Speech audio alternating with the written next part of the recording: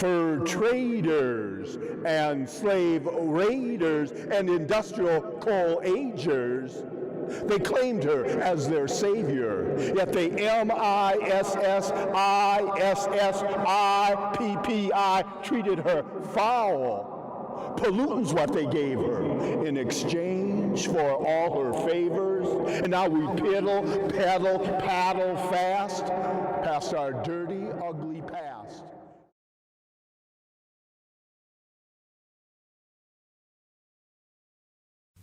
In North Minneapolis, on the west bank of the Mississippi, between the Lowry and Camden bridges, a mile of riverfront has been continuously developed and redeveloped to build the newest forms of industry. What came before must be sacrificed. Minneapolis was built on the banks of the Mississippi River. We used its shores to house our industry. As industry in Minneapolis changed, we manipulated the river to fit those changes. In 1963, the federal government built dams along the Mississippi. The path of the river was dramatically altered. Islands were erased, rapids were calmed, yet industry still dictated the river's flow. Minneapolis now had the opportunity to construct the uppermost harbor on the Mississippi River. All that was left to do was to seize and redevelop land around the site. Hundreds of houses in North Minneapolis were torn down. After decades of racial segregation, the predominantly black residents of North Minneapolis had little civic power to thwart this injustice. The rubble of their former homes was moved to the riverbank and used as the foundation for the harbor. The upper harbor was used less and less until it shut down in 2014. Its closure allowed developers to rush in with the next round of investing and displacement. Private developers created a concept plan for the site. They wanted a 10,000-seat stadium, a hotel, unaffordable housing. Their plan would drive out community ownership and sell space to those who can afford it. The communities were put on hold for quite some time while the planning was occurring between United Properties, First Avenue, the City of Minneapolis, the park, MPRB.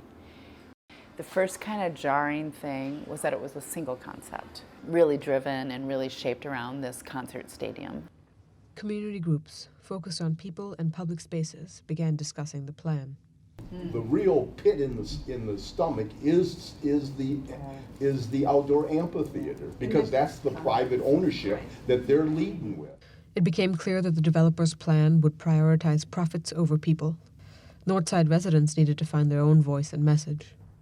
And then that morphed into the co-creation team, where we became the resistance to this idea, this moronic idea that this was once the home of Northern Metals, and because it was discovered that they were overburdening the community with their toxins, that they were forcibly removed, and now we're going to replace one toxin for another one. City Hall spent a year with private developers working on the plan. But the public wasn't invited until all the decisions had been made. Where the hotel and that complex, that entertainment complex is situated is right at the end of Dowling. So it's a visual barrier. It's a traffic barrier. So even if we're opening up the river, to public use, you've got a gigantic monolith that doesn't say, hey, the river's down here. Come and take a look. Come and dip your toe. Come and smell it, touch it, feel it. The co-creation team set out to engage the community, to raise awareness about what's happening and what opportunity they're missing out on. In the meantime, we will continue to be out on the streets.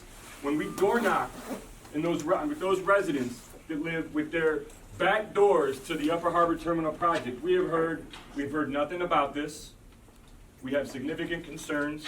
We would not want what we're hearing in our community.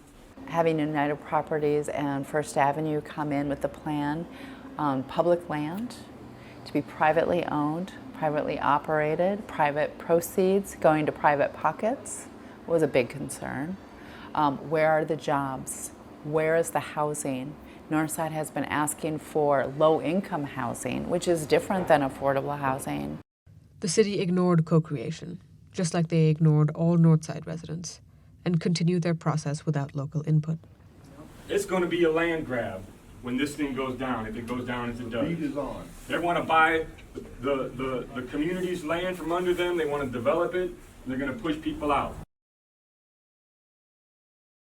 A broken promise is a broken treaty, and that's why in North Minneapolis, why many people are slow to respond, slow to get engaged, because they've been tricked so many times, they've been lied to so many times, promised to so many times. A broken promise is a broken treaty. On March 1st, the City Council was scheduled to vote on the developer's plan. The co-creation team rallied their neighbors, and dozens of community members showed up to protest. It was the students from the U who said, this is what we're going to do, right? They're going to call for a vote, and they're going to go down the list of City Council with yays, in support of this project, right? And at the very end, they said, without skipping a beat, we're all going to stand up and say no and turn our backs. Like they have turned their backs on the people. People get elected by the people, and in this case, they turned around and they're for development. The City Council voted unanimously to pass the developer's concept plan.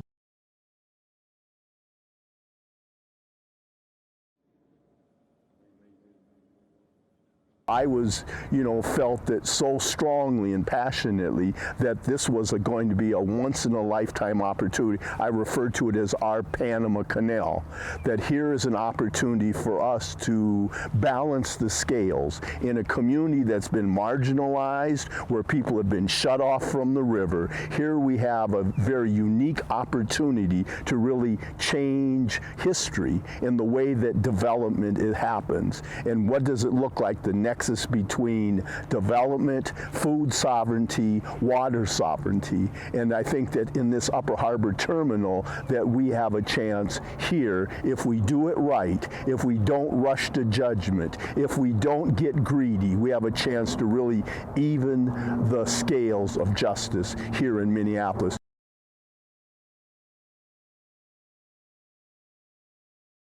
Different kinds of people from different backgrounds and different visions came together knowing one thing, that there was a lot of possibility here ready to be thought about and co-created, and we were not asked to the table to talk and dream and think and plan together.